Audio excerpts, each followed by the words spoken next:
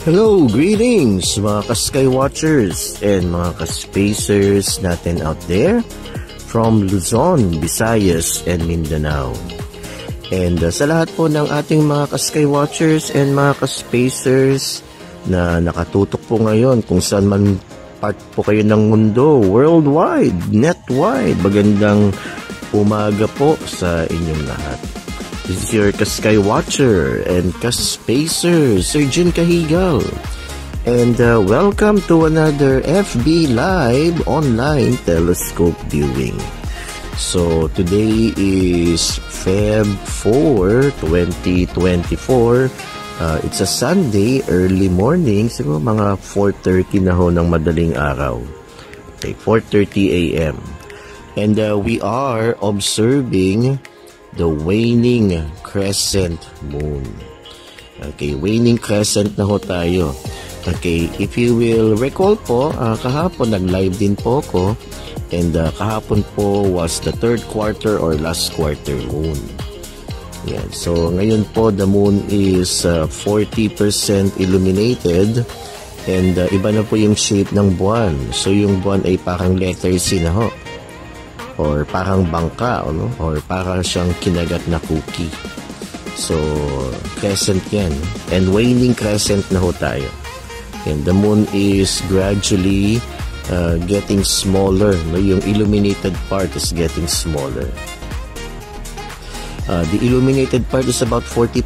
No? The moon is 40% illuminated. So again, this is Sunday. Happy Sunday po sa ating lahat. Feb 4, 2024. Okay, and again po sa mga kabubukas lang ng kanilang mga cellphones or kanilang mga laptops. So we are observing here the waning crescent moon, early morning of Feb 4, 2024. Ayan And binabati ko po ang Chinese community, advance Happy New Year. Okay, so walang pasok po sa Feb 9, Feb 10 is Chinese New Year. Alright, so namnamin po natin ang ganda ng ating waning crescent moon this early morning of Feb 4, 2024. And makikita po natin one of the visible features of our lunar imaging is the Copernicus crater. Nasa ano po siya, nasa Terminator. Kitang-kita po yung Copernicus crater sa Terminator or terminal line. So yung Terminator po, that's the imaginary line separating the lighted part of the moon from the unlit part. And nandun po yung Copernicus crater. Ang ganda, no? So, the Copernicus crater is about 93 kilometers across and about 3 kilometers deep. Yan, ang lalim po ng Copernicus crater na yan. So, comment down below mga ka-Skywatchers and mga ka-Spacers kung ano ang inyong masasabi sa ating lunar imaging this early morning of Feb 4, 2024. Happy Sunday po sa ating lahat.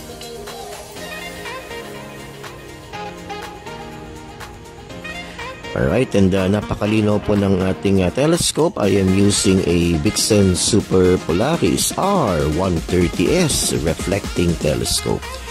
Okay, a reflecting telescope is a type of telescope wherein it uses mirrors to collect the light and magnify it. Ayan po. No? So, reflecting telescope po yung aking ginagamit. In contrast to a refractor. Ang refractor po uses lenses to collect light and produces the magnified image of the distant object. Alright, so shoutouts sa dalawang Skywatchers na nanonood po ngayon sa ating FB Live online telescope viewing. We are now 3. Marami pong salamat sa paggising po ng maaga, and sinasamahan niyo po ako sa ating online telescope viewing. So we are here live and alive dito po sa Kalsada sa Las Piñas. Yan, habang walang tao ho. Ako lang po yung maingay dito, plus yung mga aso. Yan, mamaya magkatahulan na yan. Alright, so at napakalamig po. Talagang masarap matulog. Kaya lang hindi ko matiis po yung clear skies ngayong umaga. Yan, talagang visible po yung buwan. Alright, so happy Sunday po sa inyong lahat. Sa mga nakatutok po ngayon, and namnamin po ninyo ang ganda ng ating waning crescent moon.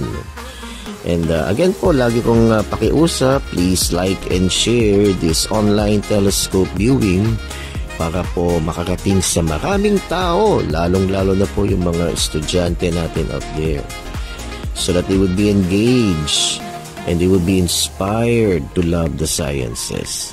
Don't forget also to follow us on our Facebook page, the Skywatcher Society of Las Piñas. And pakisabit na rin po yung Facebook page ng Bedan Society of Young Astronomers. Ang galing po, no? Talagang malinaw po yung ating image. Kitang-kita po yung mga dark areas on the lunar surface. Again, those dark patches are lunar plains. Yung mga mares po yan, Marias. And the bright areas are lunar highlands and impact craters. Alright, so shout out kay Mr. Ben Hur Adoptante. Yan. So marami pong salamat, Mr. Ben Hur. Sabi niya po, wow! Yan. Alright, so thank you Mr. Ben Hur, at sinasamahan niyo po ako, nasa gitna po ako ng kalsada, bringing you this image of the moon live and alive dito po sa Las Piñas. Alright, so happy Sunday Mr. Ben Hur Adoptante. Ayan po, no? So yan, siguro paki-indicate na rin sir kung taga saan po kayo. Yan, para malaman din po natin kung hanggang saan nakakaabot ang ating live stream. And yesterday po, nakaabot po tayo sa Delaware, USA. Yan, no? So, okay, natutuwa at ang ating broadcast ay nakakaabot doon. Taytay. Okay, Taytay Rizal. Alright. In fact, I think sa 16 po, they will be at Felix sa Taytay. No, we will be having a stargazing activity in one of the schools sa Felix, Taytay Rizal. Alright. And I think a couple of weeks ago, nasa ano po kami, anong school ba yun? I forgot. Pero sa Teresa, somewhere in Teresa, Rizal. Ayan, so shout out po sa mga taga Rizal. Okay, marami pong salamat po, Taytay Rizal. And shout out po sa tatlong Skywatchers na nakatutok po ngayon sa ating online telescope viewing.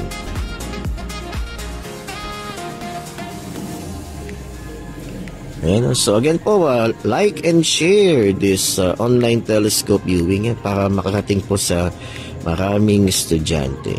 So I'll be at Taytay Rizal 2 weeks from now po, I think sa 16, Feb 16, for a stargazing activity. Yes, Felix. I really don't know the place, pero susunduin ako sa Felix Rizal. Okay, marami pong salamat Mr. Ben Hur Adoptante. Alright, so again, kitang-kita po yung Copernicus crater. So the Copernicus crater is near the Terminator. Yan yung malaking butas na yan. That's the Copernicus crater. The Copernicus crater is about 93 kilometers across and about 3 kilometers deep. Tako, lunod na lunod ang Taytay Rizal dyan. And lunod din ang Las Piñas sa loob ng crater na yan. Napakalaki ng crater na yan, yung Copernicus crater. And yung mga dark patches po na yan are lunar plains, no? Mga patag po yan ng buwan.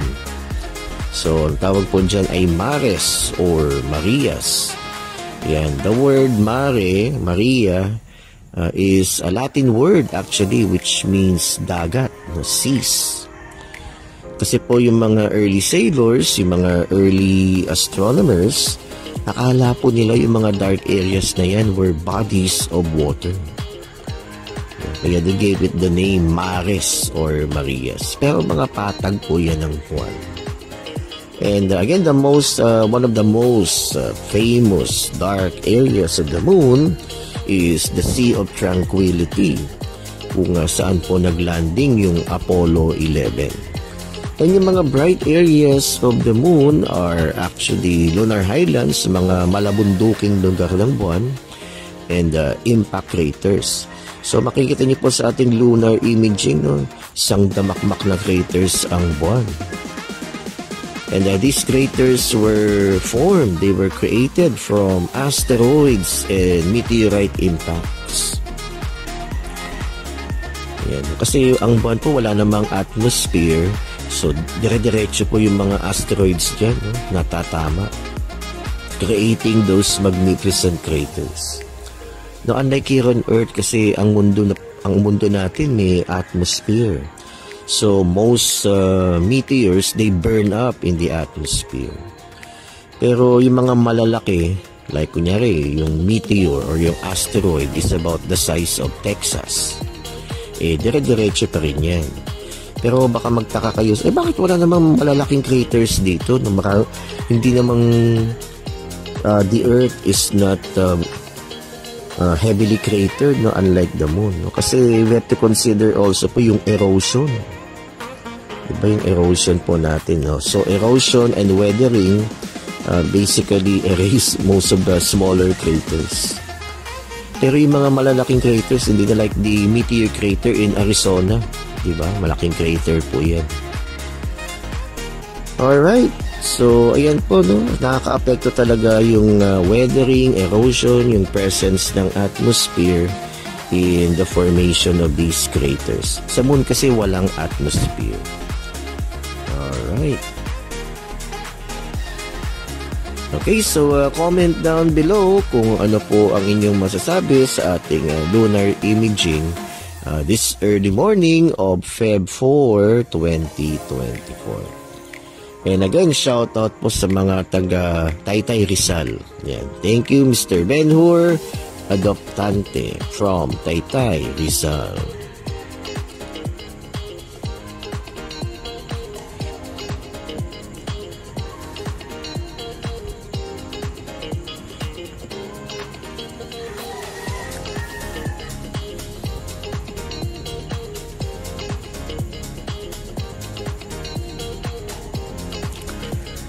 Alright, sabi ni Mr. Ben-Hur, Sir, ano po tawag dun sa medyo upper part na puro craters?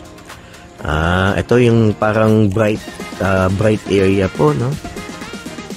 Wala naman actually specific name, no? So yung mga bright areas na yan, yung mga mountainous areas yan ng buwan and impact craters. Kasi yung mga malabunduking part ng buwan, they reflect light more, no? And yung material po na gawa, no, nakaka-apekto din po. The amount of light reflected by the moon is called an albedo, by the way.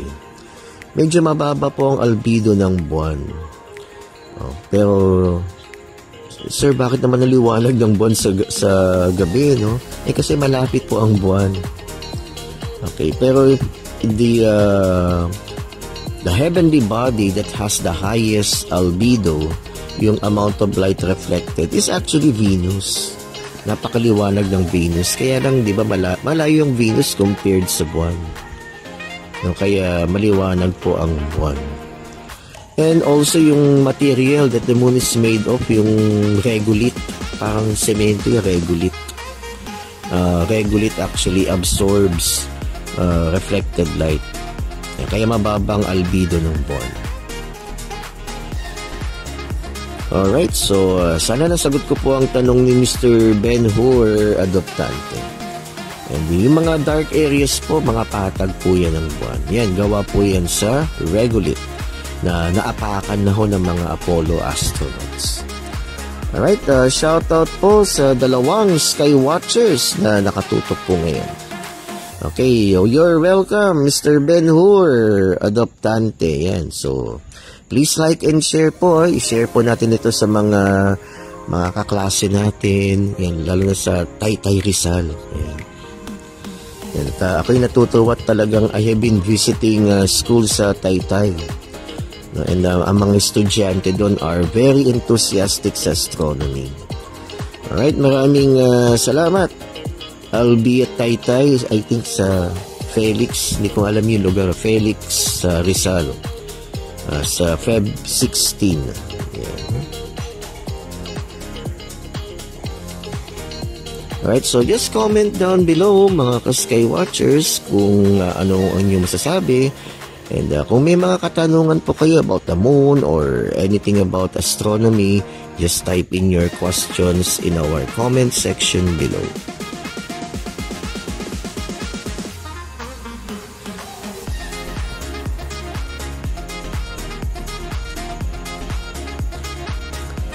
Alright, so this is the waning crescent muna ho tayo. Waning because the illuminated part of the moon is getting smaller. The moon right now is 40% illuminated. Okay, and pagdating po ng Chinese New Year, new moon na yan, so hindi na po natin makikita yung buwan for several days.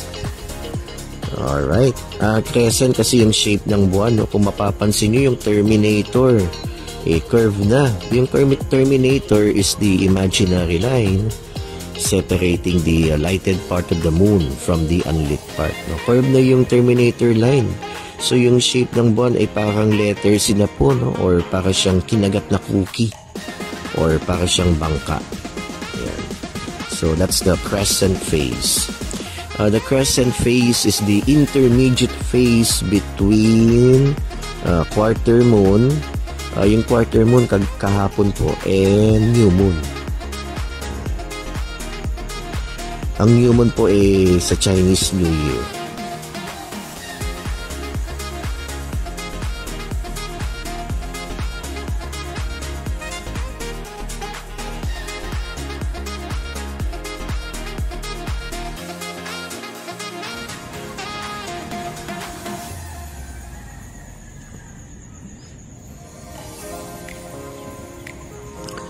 Alright, nag-comment si Ben Hur, Copernicus crater po yung nasa center. Yes, you're absolutely right, Mr. Ben Hur. So that's the Copernicus crater. Ang ganda, no?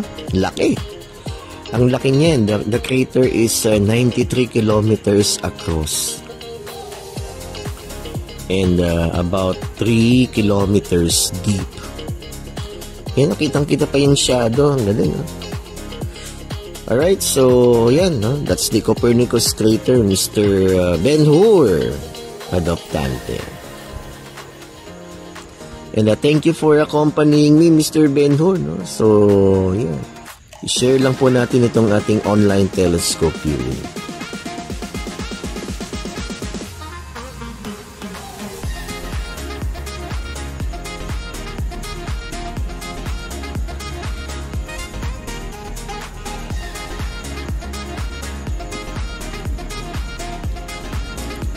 Alright, so mag-comment lang po kayo mga ka-Sky Watchers.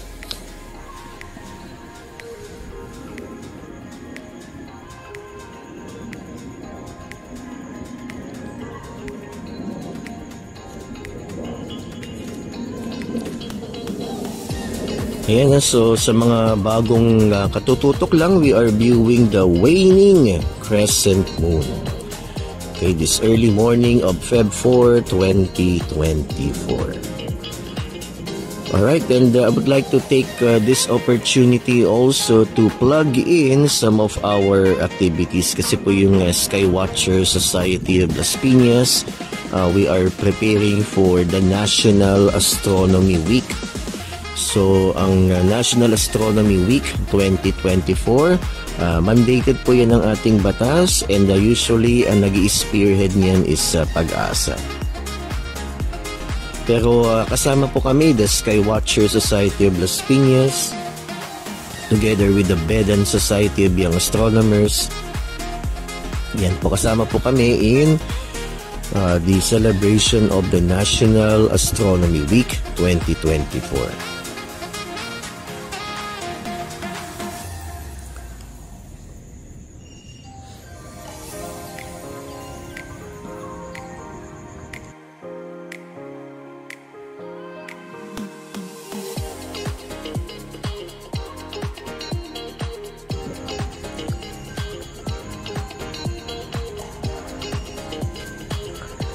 Alright, so on Feb 18, sa Feb 18 po, Sunday po, opening po yan ng National Astronomy Week.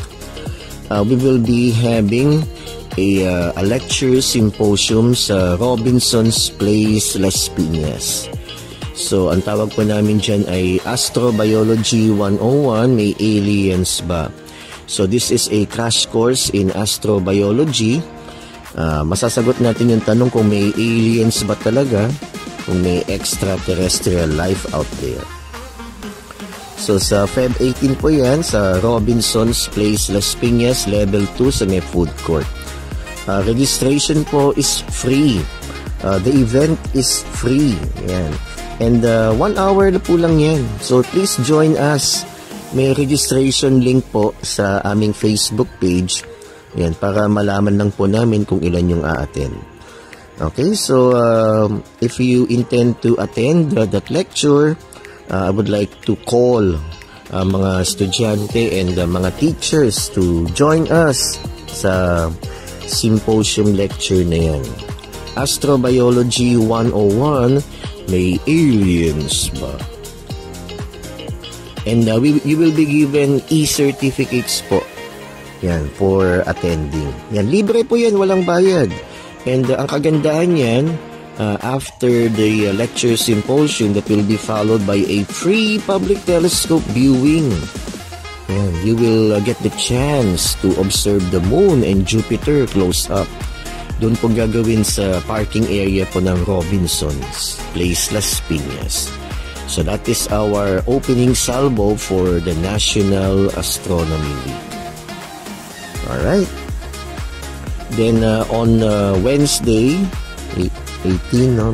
Sunday yan, 19 Monday, Tuesday, 21, no? Sa Feb 21, ang Vedan Society of Young Astronomers or BSYA, we will be having a free public telescope viewing at Menjola.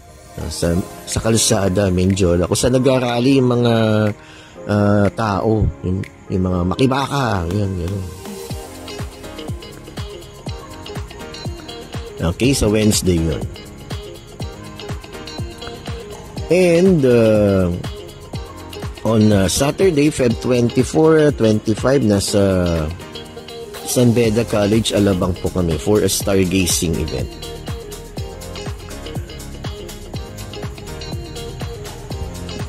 Alright, so do check us out po sa 18. Yun talaga that's open to the public po, yung Feb 18 event, yung Astrobiology 101. So just visit our Facebook page, the Skywatcher Society of Las Piñas, para dun po sa registration link. Alright, so hope to see you po sa Robinson's Place, Las Piñas on Feb 18. Yan. And speaking of February, naku, malapit na pala ang Valentine's Day. Ayan, no? Okay, so advance Happy Valentine's Day sa inyong lahat. And advance Happy Chinese New Year. Yan, buti na lang walang pasok sa Feb 9. Alright, so marami pong salamat. And again, sa mga katututok lang, we are observing the waning crescent moon. So, shout out po sa dalawang Skywatchers na nakatutok po ngayon sa ating online telescope viewing. Maraming salamat po.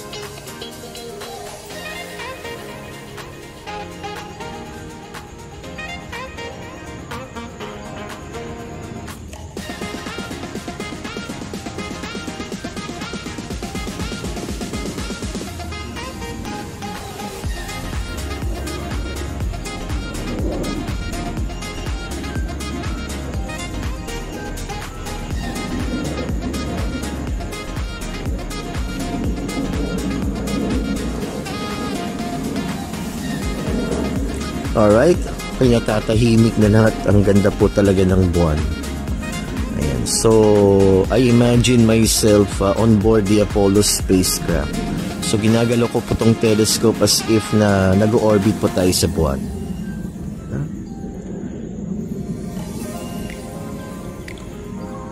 Yan, kasi I consider the telescope as a spaceship. Kasi po nung bata ako talagang gusto ko maging astronaut, kaya lang wala eh. Epek. Yan, so this is the closest thing na pwede kong magawa in visiting the moon. Yan, through the telescope.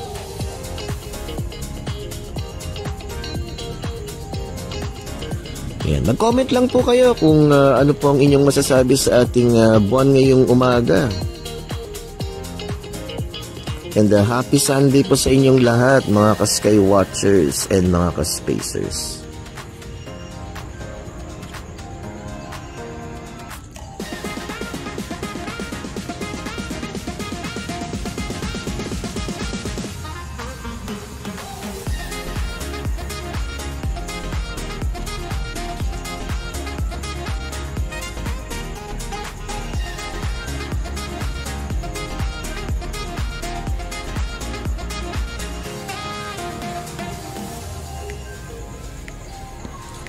Alright, so you are viewing this image of the moon live and alive dito sa gitna ng kalsada sa Las Piñas. Alright.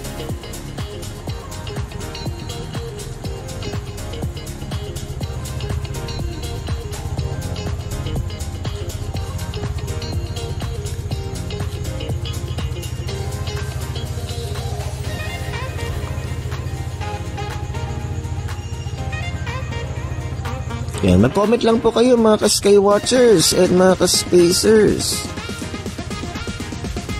Yan, I would like to hear from you. Samahan niyo po ako. At ako yung nag-iisa lang dito sa kalsada sa Las Piñas.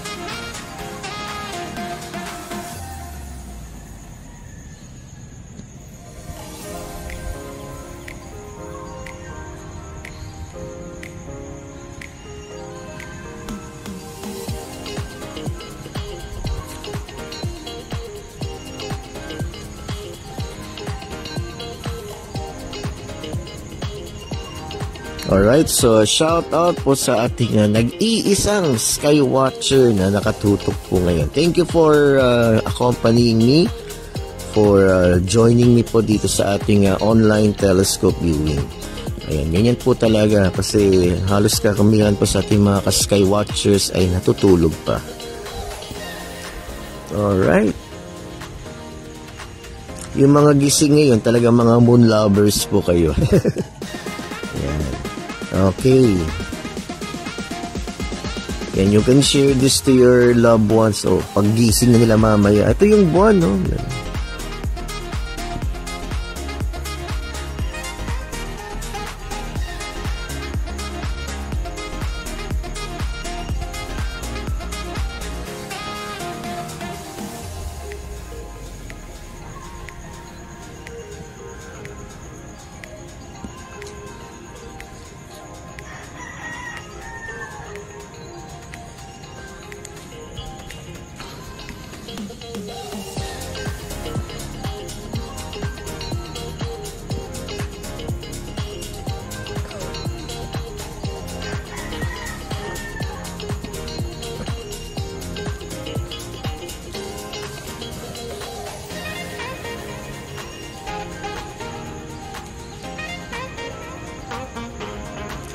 Alright, so shout out sa dalawang sky watchers na nakatutok po ngayon. Thank you po for joining me in this online telescope viewing. Marami pong salamat.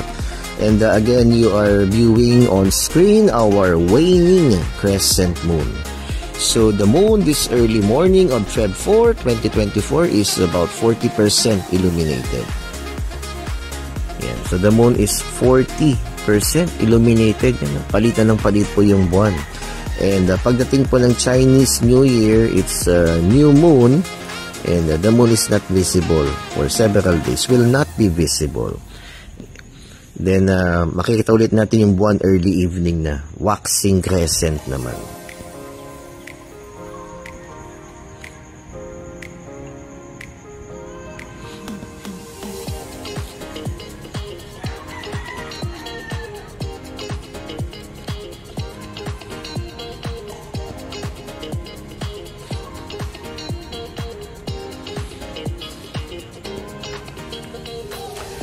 Alright, so siguro hanggang dito na lang po tayo. Linalamig na po ako talaga. So before we end with this live online telescope viewing, again po, ipa-plug ko lang po yung aming activity for the National Astronomy Week. So the Skywatcher Society of Las Piñas will be having a symposium lecture entitled Astrobiology rather. Astrobiology 101, may aliens ba? Yun, no? So, dito natin masasagot yung mga katanungan na talaga bang may aliens? Is life outside planet Earth possible? Yan, yung mga ganyan na tanong, no? So, we will be having a symposium lecture on that topic, astrobiology, a crash course in astrobiology. Mga 1 hour lang po yan. And after the lecture symposium, that will be followed by a free public telescope viewing. So, yung mga events na yan will be held at Robinson's Place, Las Piñas. Yung lecture po sa level 2 food court, no? And yung telescope viewing sa parking area ng Robinson's Place, Las Piñas. And event na yan is free, no? Free po yan, wala po yung bayad. O, saan pa kayo? So, please visit our Facebook page, the Skywatcher Society of Las Piñas, for the registration link. Ayan. So, bring your friend, bring your family members along. Ayan, no? So, dalawang ano po yan, lecture and free public telescope viewing. Feb 18 po yan, it's Sunday, opening po ng National Astronomy Week. Mag-register na po kayo.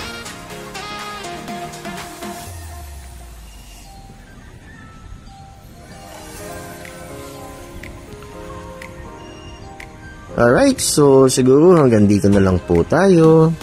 And sa mga nakatutok po, yung mga nanood ng online telescope viewing natin, maraming salamat.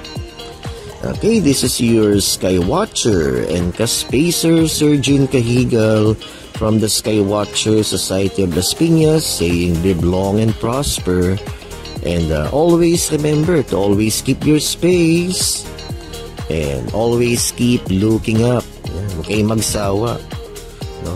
Tumingin sa kalawakan. Alright, marami pong salamat and happy Sunday po sa ating lahat. Yan, ingat po tayo. Happy Sunday. Don't forget to go to Mass. Marami pong salamat.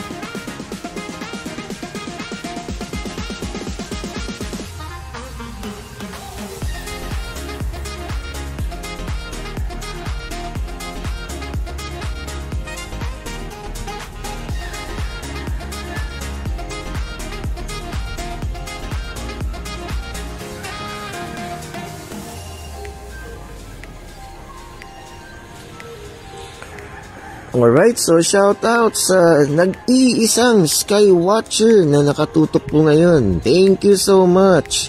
And again, don't forget to like and share this online telescope viewing. And paki-follow na rin po ako sa aking YouTube channel, The Science Guy, Professor Jun Cahigal.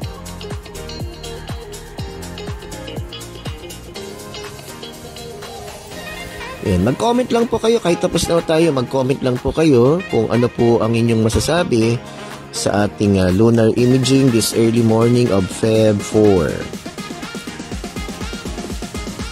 Happy Sunday po sa ating lahat. Namnamin po ninyo ang ganda ng ating waning crescent moon.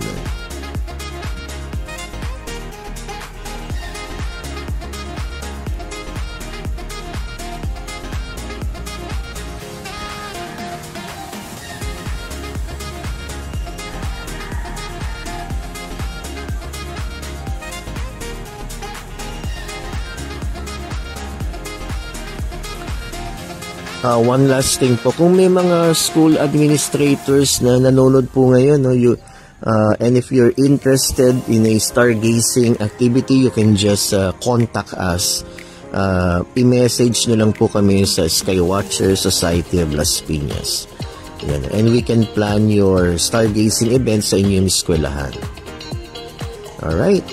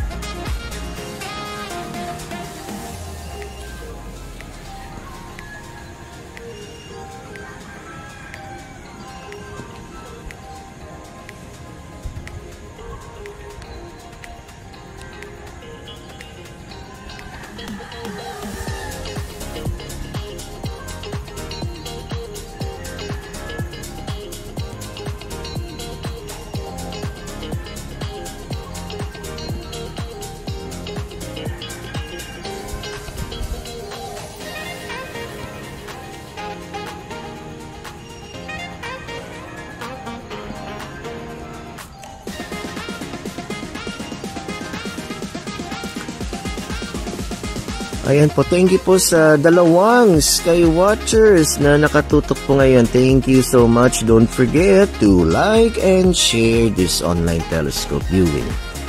Again, you are viewing on screen our waning crescent moon. The moon is 40% illuminated.